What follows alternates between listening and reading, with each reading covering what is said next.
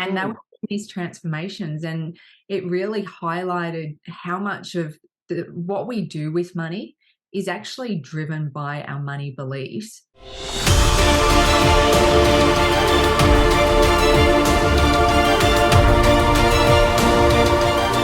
Financial Superwomen brings you all things money and finance. Creating financial independence can often be scary or confusing. Here, money management, wealth creation, and financial security is simplified to help you build a solid financial foundation. Plus, with Broken to Brilliant, Financial Superwomen provide free financial workshops for female family violence survivors. In the coming years, workshops to create financial supermen will also be realized. Financial Superwomen, giving you confidence to build a sustainable financial future. Hello and welcome to the Financial Superwomen radio show and podcast. I'm Damien Andrews and I'm here with the lovely Suzanne Alexander, who is the founder of Mindful Finances. Welcome to the show. Yeah, thank you. Thanks for having me. No, it's absolutely a pleasure. And you've come on because it's a really interesting topic for this episode that you have, and that you have your own business around this too, is around a money mindset.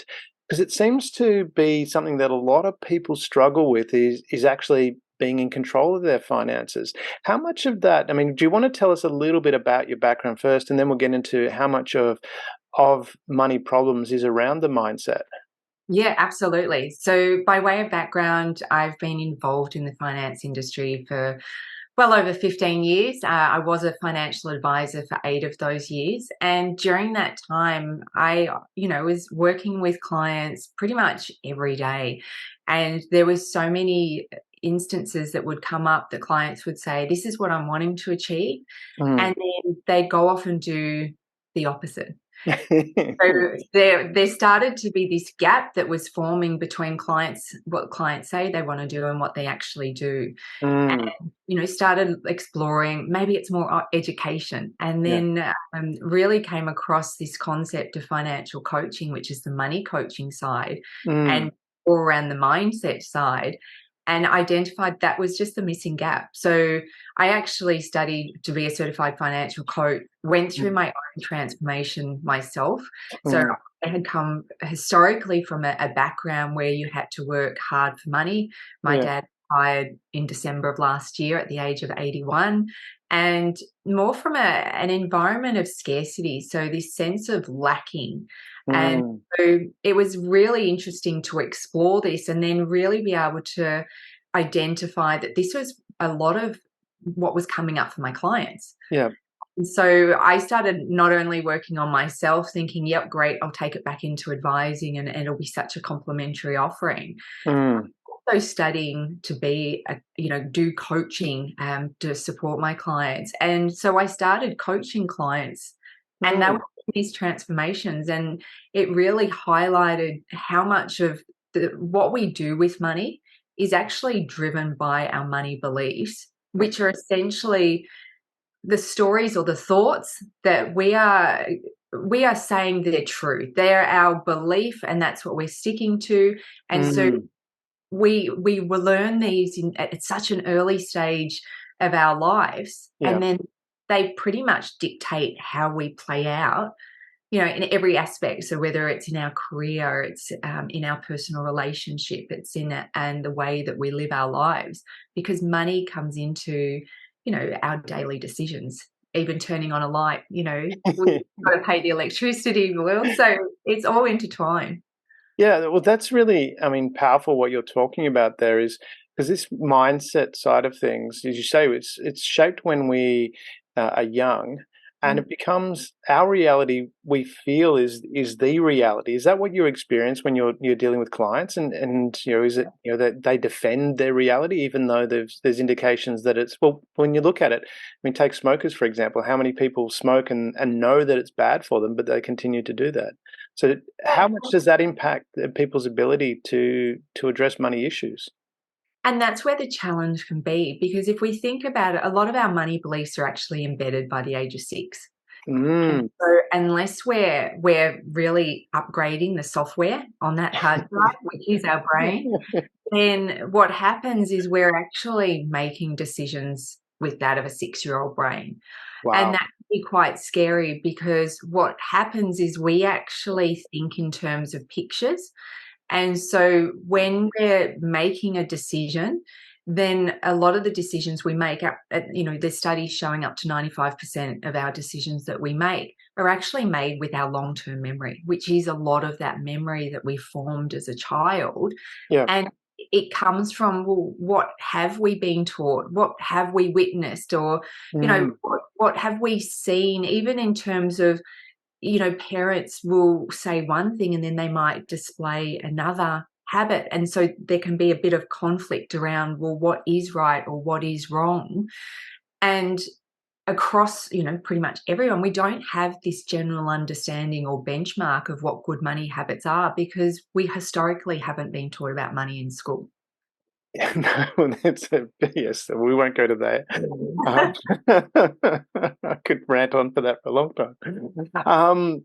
But from that perspective, what are some of the more negative, to use that word, money beliefs that you've encountered? Yeah, so unfortunately, there's a lot of or low self-worth around money. So I'm bad at money. I'm not worthy of money. I don't know how to manage my finances. It's not my responsibility. Someone else can do it better.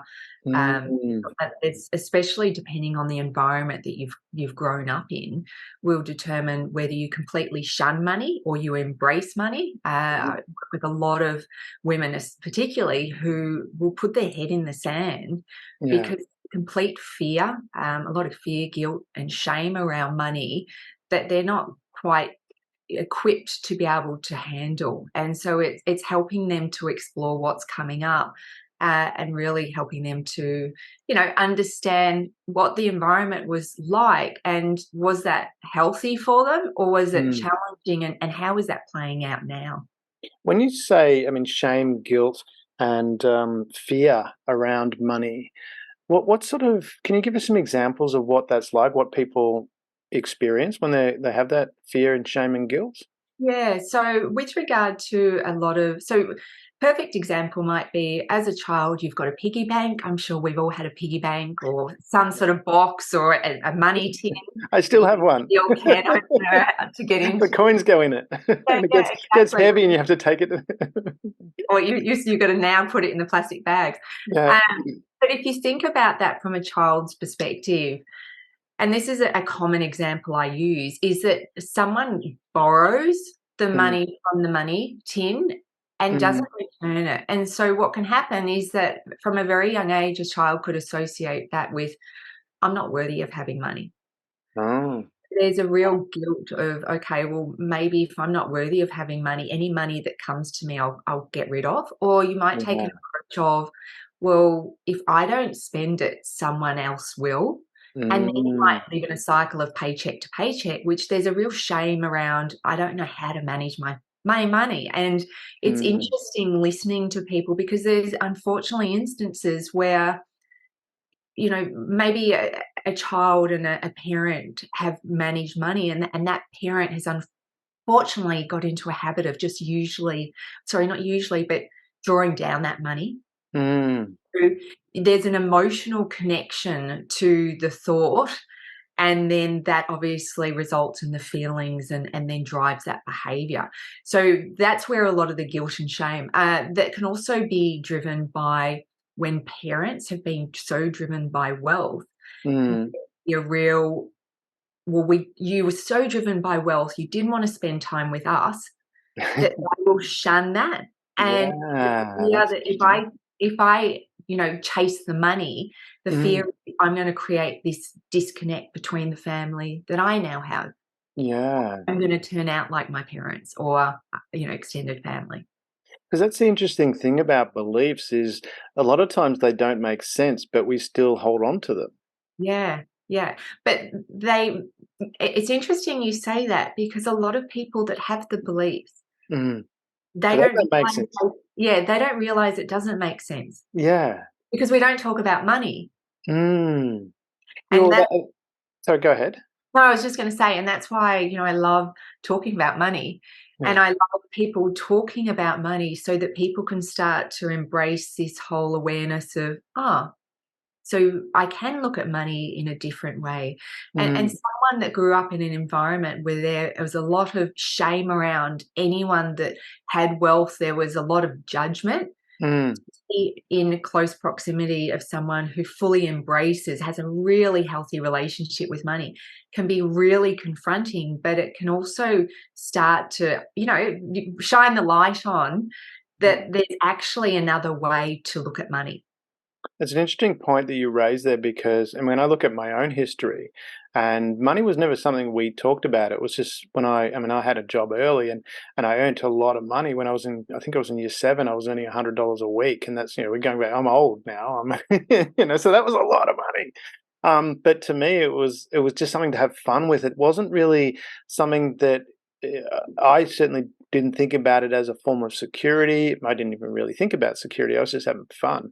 Mm. And it wasn't until later that I realized, there's this whole, especially from a guy perspective too, there's a security thing that women generally look for as a guy that's a little bit stable and can look up when you talk about raising families and things like that. As as much as we try not to genderize it, but there is that component that is there.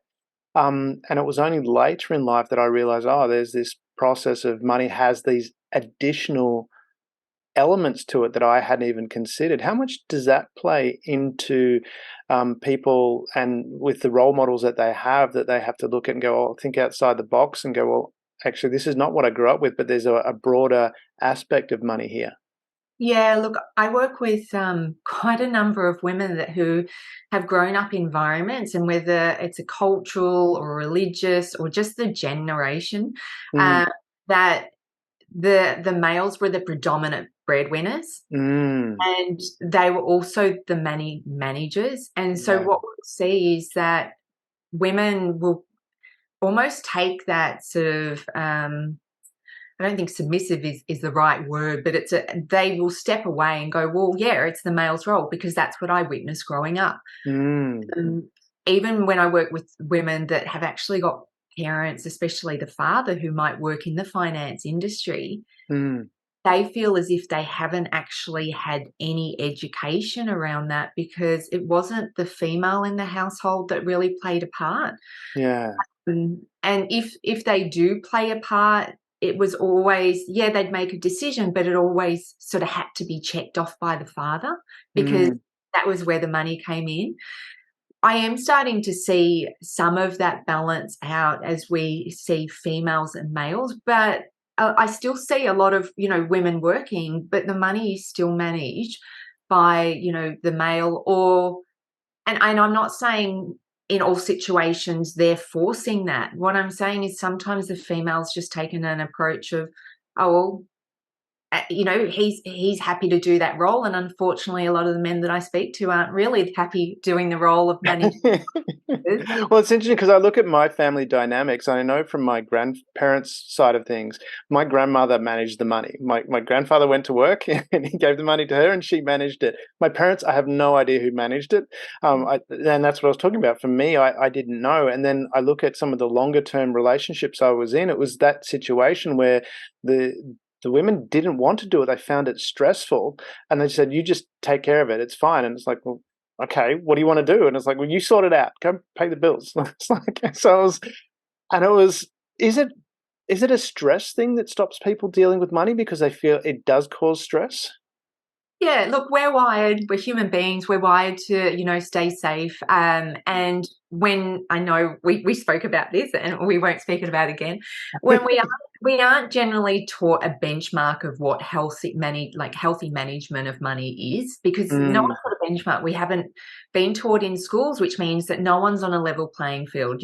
English, everyone's got a level playing field. Sort of mm, mathematics. Even then, we start to see, this complexity and this fear of getting it wrong because money is so emotionally, like, we've got such an emotional connection with money to the point that 90% of our decisions around money are emotionally driven. So there's mm, another level of fear that's attached with, well, if I do the wrong thing, Where do I get this? And depending on whether you're coming from a scarcity perspective of there's never enough, or if maybe you're in an abundant sort of mindset, which is that's okay, I'll just make more money, will determine how much of I guess, a bit of a risk taker you're prepared to take.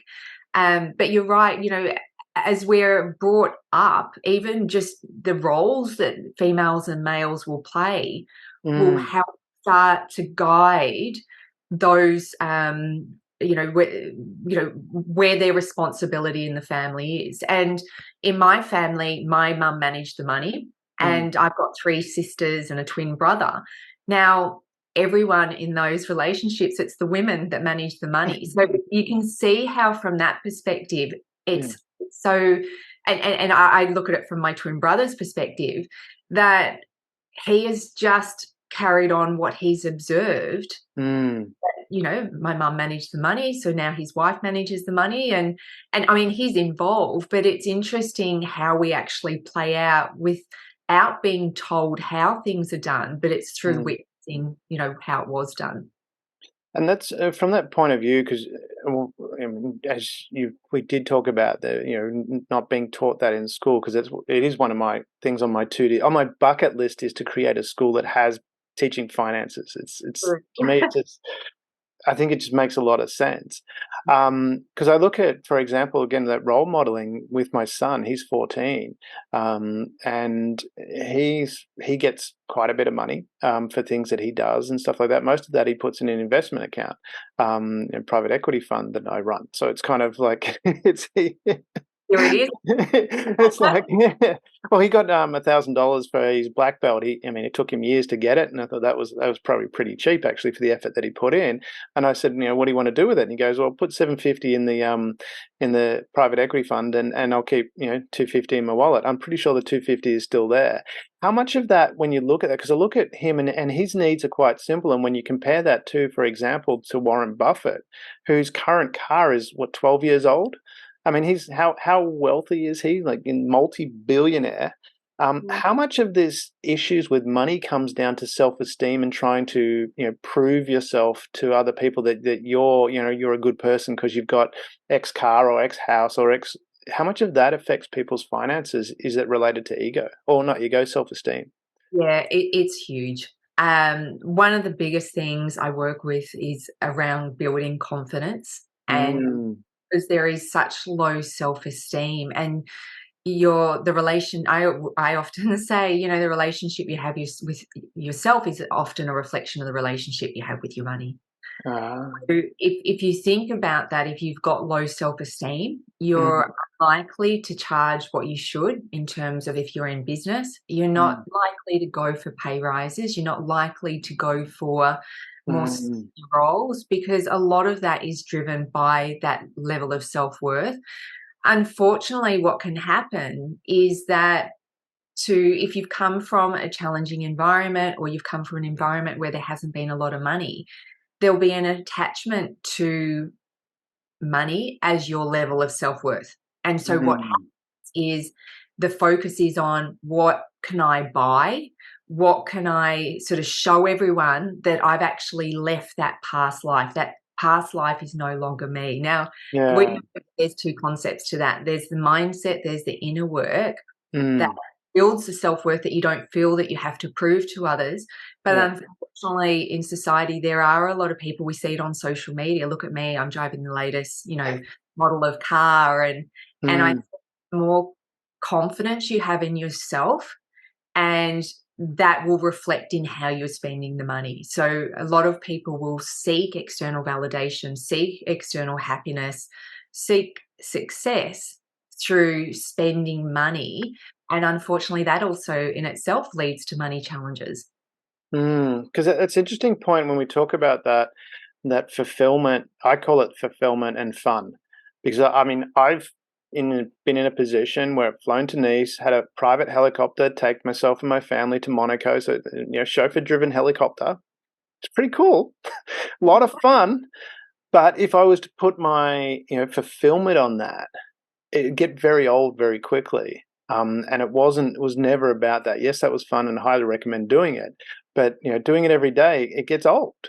And that's where I was just wondering from that perspective, what can someone do if they find themselves in that position where, they're spending all these money to try and to find happiness?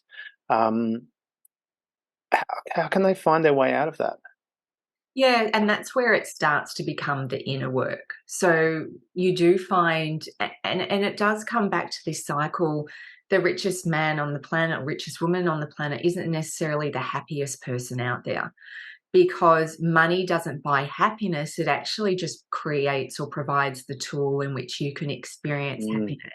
yeah. So that's where it comes Or back. experiences. It Yeah, certainly buys experiences.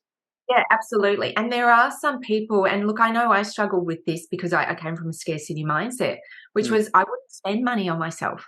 yeah. And that's the other flip side, which is you don't spend money on yourself versus you spend pretty much everything on, if not yourself, on Mm. others. So you're the one that goes to the restaurants or goes out for drinks, on Friday night, and you're shouting everyone. But then what happens is that you're living on baked beans until the next paycheck. And this is a repetitive cycle. So going back to That's your, not a good way to live. no, Shout no, everyone it's to dinner not. and you have baked beans. That Yeah. also but may keep your house warm, but not very aromatic. Definitely not. But you see that, and the challenge is that once you get into that cycle, Mm, it's addictive in a sense of, well, how do I break this? So mm, number one is yeah, coming back to your question, is really starting to work on the inner work and starting to identify things that make you happy that don't mm. cost a lot of money. Now, I say pets, but I spoil my Labrador, and I can tell you now it costs me money. But I quite happily Pets spend are them. expensive. They're more expensive than children, I think. Absolutely. It's focusing on, what brings you joy and happiness that Mm, doesn't require that input of money. And it could be, just a walk in nature, reading books, which you can go to the library and borrow.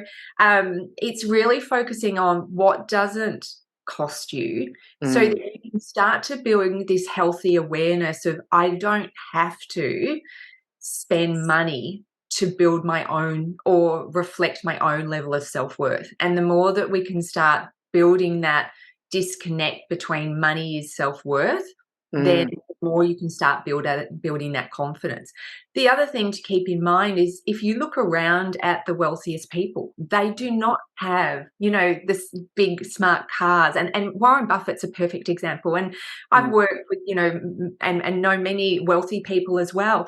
They don't drive a lot of the expensive cars, and in some cases, they're renting them as a tax deduction through their business. So it's a sort of a bit of a perception. So yeah. when you get someone that really can't afford it and they've put themselves in dire straits to keep up this perception, it's understanding the person that you're comparing, and comparison is one of the worst things you can do. Mm, It's appreciating that maybe they're in a similar situation. They've taken out a huge amount of debt. And mm, my experience over the last 15 years, there's a lot of people that are living this social media lifestyle and they can't afford it. Like, they are literally living as scarce as possible just so they can show the world. And wow. that's when you've got to start to question, where is my level of happiness? Is it external and I'm relying on others, or is it internal, which is, I'm happy in myself. I don't need all the bells and whistles to make me smile. How hard is it for people to hear that? Because and I really wanted to stay on that topic because I know from my experience, a lot of people are out looking for that. Oh, just tell me the secret. But the real and I heard it. I have these little quotes from TV shows and movies that I love, and it was from the show The Orville when they were talking about, it said, "Oh, if we had all this, we'd be happy." And the lady on the show said, "No, no, you got to flip it. When you're right inside, then you'll have all that." But is that really true from the perspective of money? Is it a case of there's no secret out there? It's actually when you get your mindset right, all of a sudden things open up. Your reticular activating system, law of attraction, all that kind of works, and money just comes to you. Is that fair to say? Yeah, it is fair to say, because when we are, so I talk about push and pull energy. So when you're chasing money, it's a real push energy. Can you imagine just pushing this, It's exhausting. it's exhausting. And yet when you're in a really comfortable space, and I'm not saying you've got heaps of money, but when you're actually confident in who you are and you're confident in your ability to create wealth because you know around how to make money, manage money, and multiply money, then it actually starts to become a pull energy, because it just you start on this journey going, well, wealth is it happens over time. It's not an overnight sensation. It is. Unless you win lotto, and then usually that's gone very quickly too, for most people's experience. Yeah, or you take Because you the don't other know how to handle it.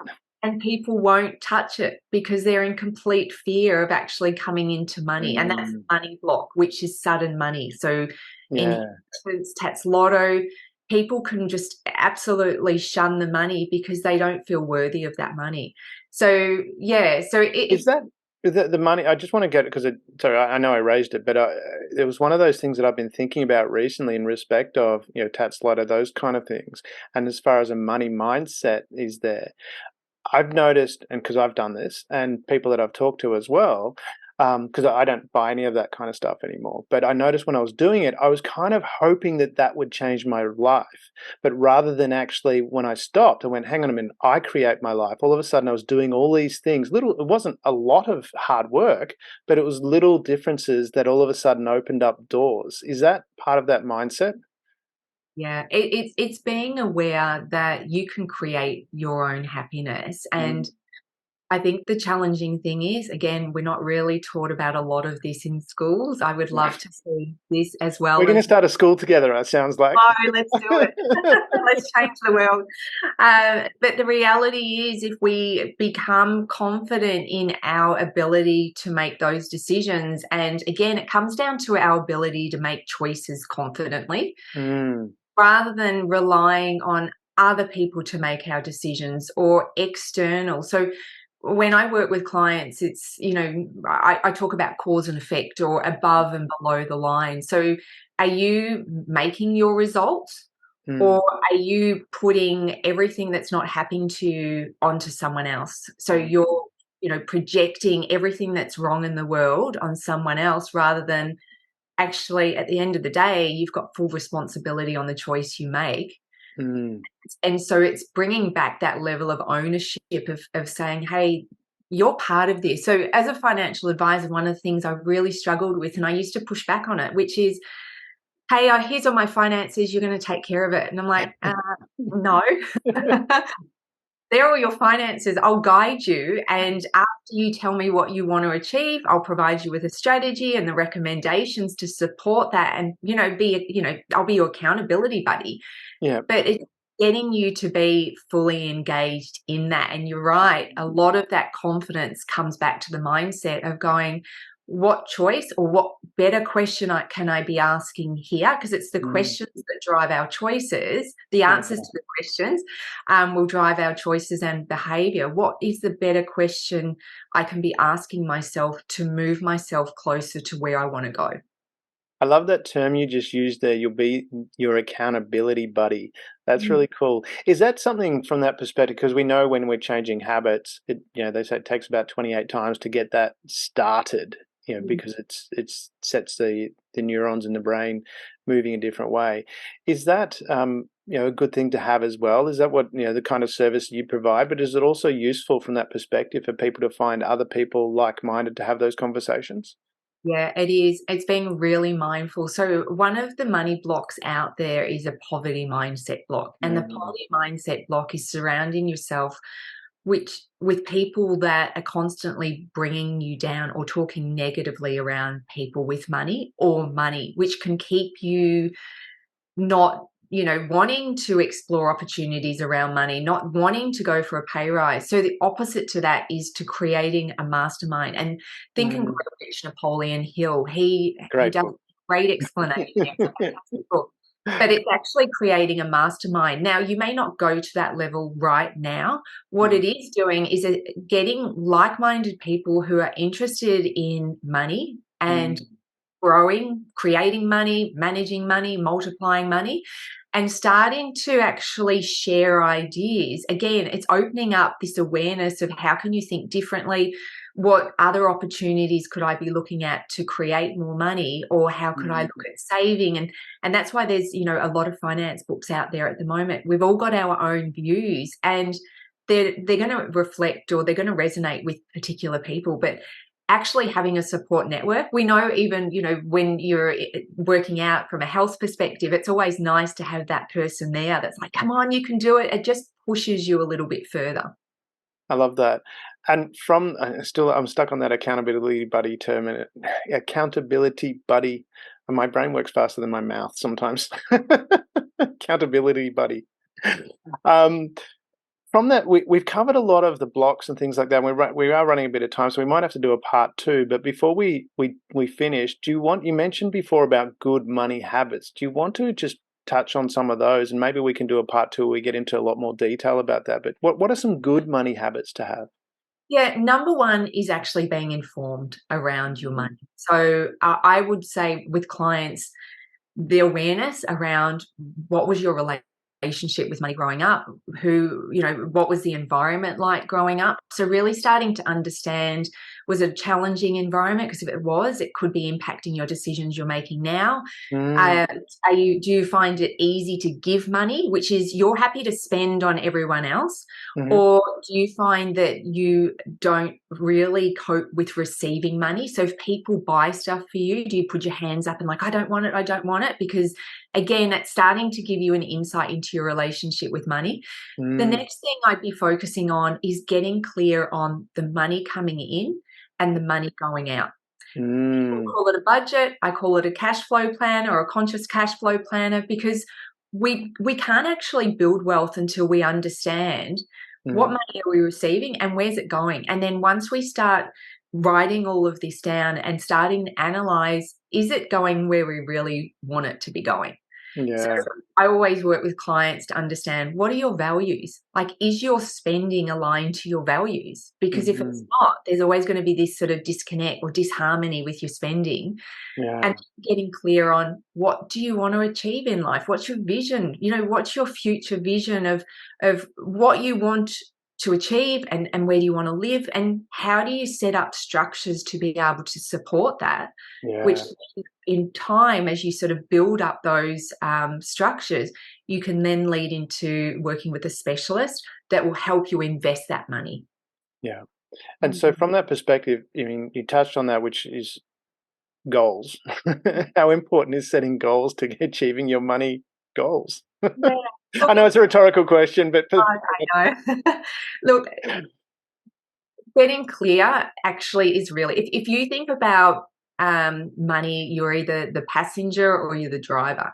If you don't get clear on where you're going, then you are at the discretion of the driver. It's just going to take you wherever it wants to. It's like sitting in a taxi or an Uber driver, and they can go whatever way they want to get to the destination.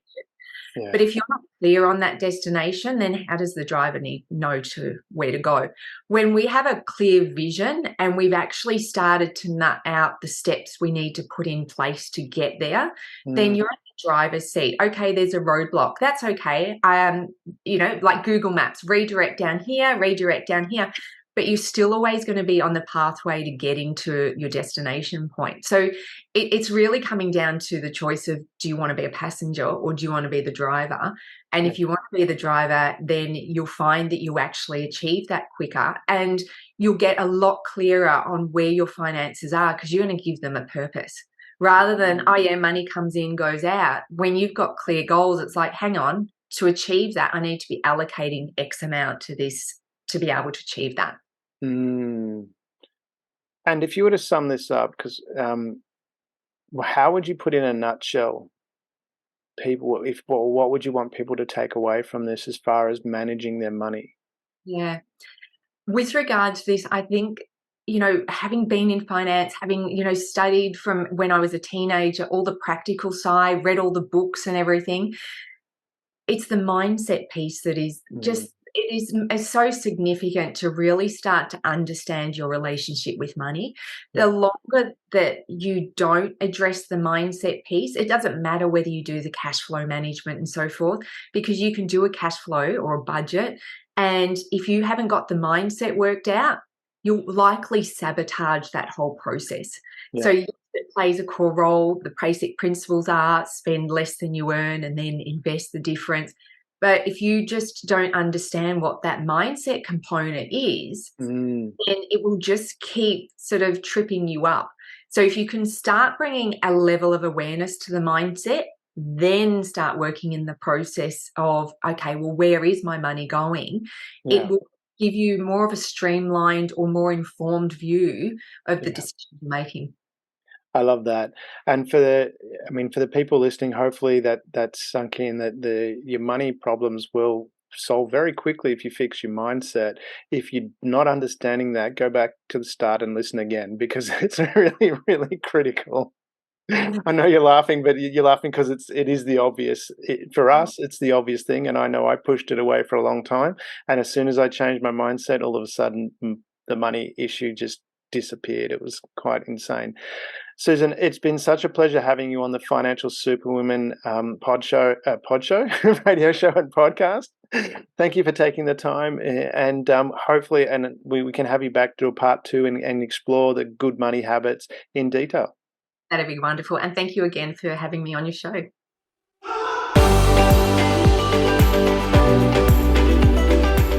Thank you for being part of the Financial Superwomen team and helping create financial security for people around the world.